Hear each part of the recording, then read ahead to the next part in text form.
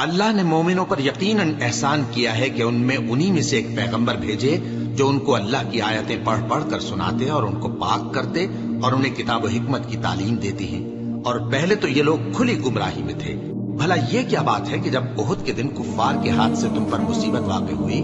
حالانکہ جنگ بدر میں اس سے دگنی مصیبت تمہارے ہاتھ سے ان پر پڑ چکی ہے، تو تم کہنے لگے کہ یہ آفت ہم پر کہاں سے آ پڑی؟ کہہ دو کہ یہ تمہاری ہی شامت اعمال ہے کہ تم نے پیغمبر کے حکم کے خلاف کیا، بے شک اللہ ہر چیز پر قادر ہے۔ اور جو مصیبت تم پر دونوں جماعتوں کے مقابلے کے دن واقع ہوئی سو اللہ کے حکم سے واقع ہوئی، اور اس سے یہ مقصود تھا کہ اللہ مومنوں کو اچھی طرح معلوم کر لے اور منافقوں کو بھی معلوم کر لے۔ اور جب ان سے کہا گیا کہ آؤ اللہ کے رستے میں جنگ کرو یا کافروں کے حملوں کو روکو، تو کہنے لگے کہ اگر ہم کو لڑائی کی خبر ہوتی تو ہم ضرور تمہارے ساتھ رہتے۔ یہ اس دن ایمان کی نسبت کفر سے زیادہ قریب تھے، منہ سے وہ باتیں کہتے ہیں جو ان کے دل میں نہیں ہیں، اور جو کچھ یہ چھپاتے ہیں اللہ اس سے خوب واقف ہے۔ یہ خود تو جنگ سے بچ کر بیٹھ ہی رہے تھے، مگر جنہوں نے اللہ کی راہ میں جانیں قربان کر دی، اپنے ان بھائیوں کے بارے میں بھی کہتے ہیں کہ اگر ہمارا کہا مانتے تو قتل نہ ہوتے۔ کہہ دو کہ اگر سچے ہو تو اپنے اوپر سے موت کو ڈال دینا۔ جو لوگ اللہ کی راہ میں مارے گئے ان کو مرے ہوئے نہ سمجھنا، وہ مرے ہوئے نہیں ہیں بلکہ اللہ کے نزدیک زندہ ہیں اور ان کو رزق مل رہا ہے۔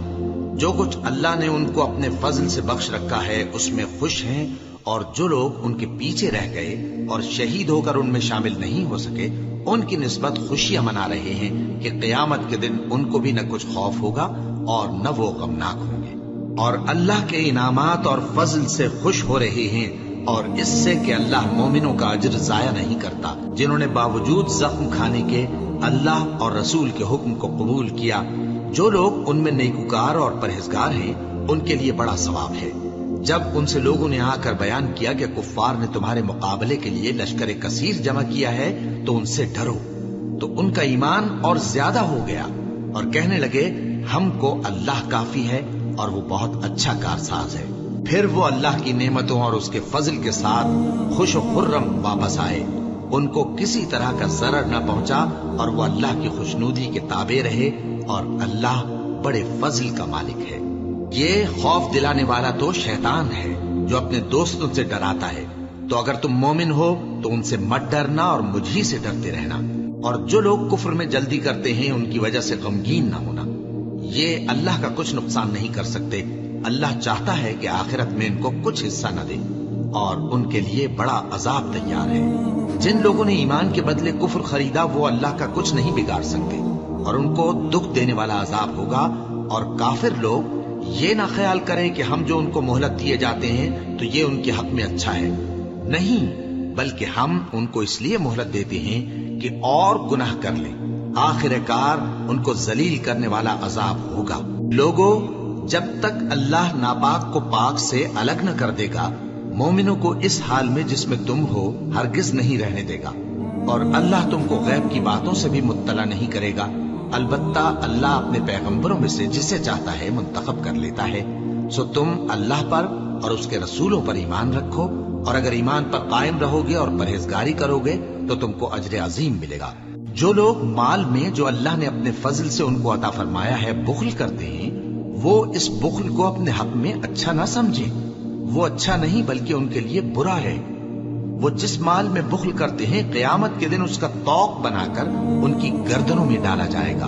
اور آسمانوں اور زمین کا وارث اللہ ہی ہے، اور جو عمل تم کرتے ہو اللہ کو معلوم ہے۔ اللہ نے ان لوگوں کا قول سن لیا ہے جو کہتے ہیں کہ اللہ فقیر ہے اور ہم مالدار ہیں۔ یہ جو کچھ کہتے ہیں ہم اس کو لکھ لیں گے، اور پیغمبروں کو جو یہ ناحق قتل کرتے رہے ہیں اس کو بھی قلم بند کر رکھیں گے، اور قیامت کے روز کہیں گے کہ سخت جلن والی آگ کے عذاب کے مزے چکھتے رہو۔ یہ ان کاموں کی سزا ہے جو تمہارے ہاتھ آگے بھیجتے رہے ہیں، اور اللہ تو بندوں پر مطلق ظلم نہیں کرتا۔ جو لوگ کہتے ہیں کہ اللہ نے ہمیں حکم بھیجا کہ جب تک کوئی پیغمبر ہمارے پاس ایسی نیاز لے کر نہ آئے جس کو آگ آ کر کھا جائے تب تک ہم اس پر ایمان نہ لائیں گے، اے پیغمبر ان سے کہہ دو کہ مجھ سے پہلے کئی پیغمبر تمہارے پاس کھلی ہوئی نشانیاں لے کر آئے اور وہ معجزہ بھی لائے جو تم کہتے ہو، تو اگر سچے ہو تو تم نے ان کو کیوں قتل کیا؟ پھر اگر یہ لوگ تم کو جھٹلا رہے ہیں تو تم سے پہلے بہت سے پیغمبر کھلی ہوئی نشانیاں اور صحیفے اور روشن کتابیں لے کر آ چکے ہیں کہ ان کو بھی جھٹلایا گیا تھا۔ ہر شخص کو موت کا مزہ چکھنا ہے اور تم کو قیامت کے دن تمہارے اعمال کا پورا پورا بدلہ دیا جائے گا۔ تو جو شخص دوزخ سے دور رکھا گیا اور بہشت میں داخل کیا گیا وہ مراد کو پہنچ گیا،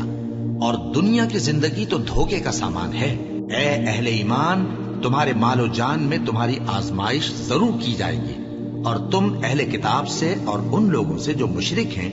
بہت سی ایذا کی باتیں سنو گے۔ تو اگر صبر اور پرہیزگاری کرتے رہو گے تو یہ بڑی ہمت کے کام ہے۔ اور جب اللہ نے ان لوگوں سے جن کو کتاب عنایت کی گئی تھی اقرار لیا کہ اس میں جو کچھ لکھا ہے اسے لوگوں سے صاف صاف بیان کرتے رہنا اور اس کی کسی بات کو نہ چھپانا، تو انہوں نے اس کو پس پشت پھینک دیا اور اس کے بدلے تھوڑی سی قیمت حاصل کی۔ یہ جو کچھ حاصل کرتے ہیں برا ہے۔ جو لوگ اپنے کیے ہوئے کاموں سے خوش ہوتے ہیں اور وہ کام جو کرتے نہیں ان کے لیے چاہتے ہیں کہ ان کی تعریف کی جائے، ان کی نسبت خیال نہ کرنا کہ وہ عذاب سے چھٹکارا پائیں گے، اور انہیں درد دینے والا عذاب ہوگا۔ اور آسمانوں اور زمین کی بادشاہی اللہ ہی کو ہے، اور اللہ ہر چیز پر قادر ہے۔ بے شک آسمانوں اور زمین کی پیدائش اور رات اور دن کے بدل بدل کر آنے جانے میں عقل والوں کے لیے نشانیاں ہیں، جو کھڑے اور بیٹھے اور لیٹے ہر حال میں اللہ کو یاد کرتے اور آسمان اور زمین کی پیدائش میں غور کرتے اور کہتے ہیں کہ اے پروردگار، تو نے اس کائنات کو بے فائدہ نہیں پیدا کیا، تو پاک ہے، تو قیامت کے دن ہمیں دوزخ کے عذاب سے بچائیو۔ اے پروردگار، جس کو تو نے دوزخ میں ڈالا اسے رسوا کیا، اور ظالموں کا کوئی مددگار نہیں ہوگا۔ اے پروردگار، ہم نے ایک پکارنے والے کو سنا کہ ایمان کے لیے پکار رہا تھا کہ اپنے پروردگار پر ایمان لاؤ، تو ہم ایمان لے آئے۔ سو اے پروردگار، ہمارے گناہ معاف فرما اور ہماری برائیوں کو ہم سے دور کر دے، اور ہم کو دنیا سے نیک بندوں کے ساتھ اٹھائیو۔